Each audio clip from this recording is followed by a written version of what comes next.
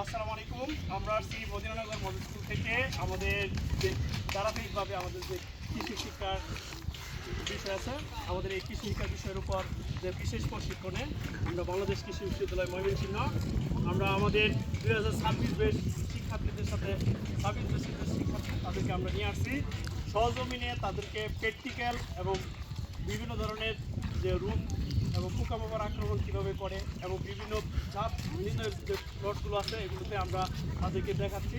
আমরা এগুলো ওই ডিপার্টমেন্ট থেকে বের হয়ে আমরা আম বাগানের পথে হাঁটছি।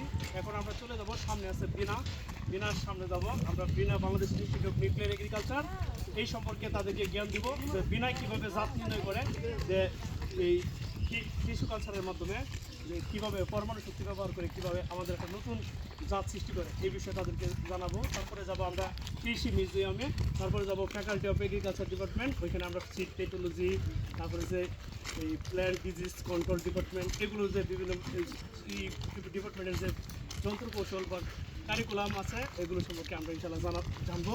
তারপরে আমরা বের হবো যে কৃষিবিদ চত্বরে যাবো। আমরা কৃষিবিদ চত্বরে গিয়ে সেখানে গিয়ে যে তাদের সাথে যে কৃষিবিদ তারা কীভাবে বাংলাদেশের কৃষি উন্নয়নে অবদান রেখেছে এবং সেই বিষয়ে আমরা তাদেরকে সহযোগিতা দেখাবো এবং কৃষিবিদরা তারা কী কী কাজ করে, গবেষণা ক্ষেত্রে তাদের অবদান কী, আমাদের আশেপাশে বাংলাদেশ কৃষি বিশ্ববিদ্যালয়ের যে অকুতুবয় যে অবদান, এই অবদানগুলো আমাদের কোমলমতি শিক্ষার্থীদের কাছে আমরা ইতিমধ্যে তুলে ধরেছি এবং এই বিষয়ে আরও বেশি যেন তাদের মন এবং দক্ষতা শিক্ষা এগুলো কাজে লেগে তারা যেন আমাদের যে পরবর্তী যে কৃষিকন্যা হিসাবে যে তারা অবদান রাখতে পারে, বাংলাদেশের কৃষি শিক্ষায় তারা যেন অবদান রাখতে পারে এবং গবেষণার ক্ষেত্রে তারা যেন অবদান রাখতে পারে।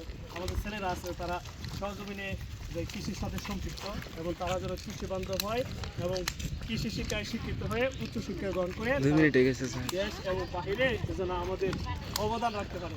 ইনশাল্লাহ আমাদের দেশের জন্য অবদান রাখতে পারে, সেই জন্য সবাই ইনশাল্লাহ দোয়া করবেন। আসসালামু আলাইকুম।